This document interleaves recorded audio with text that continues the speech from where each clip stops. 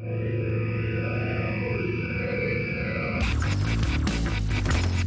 are the next Halo game. We have to live up to all those very rabid fan expectations.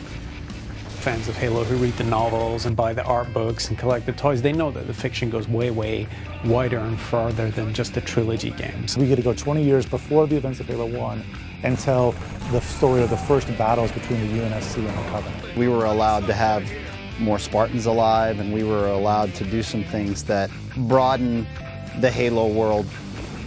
We just collaborated with them on what the universe could contain, what it should contain, and what it can contain. We're delivering that Halo experience.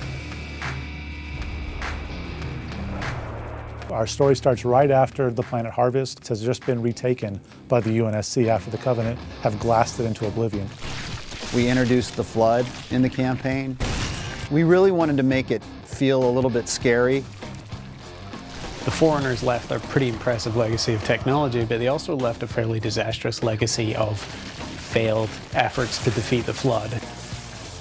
The Halo universe is so rich and so deep, and by the time you get to play in the Halo universe as Master Chief, you're the last Spartan. So Halo Wars finally you can play with lots of different Spartans at one time.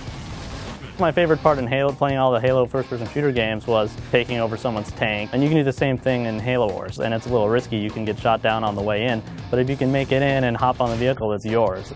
You're looking over the entire battlefield.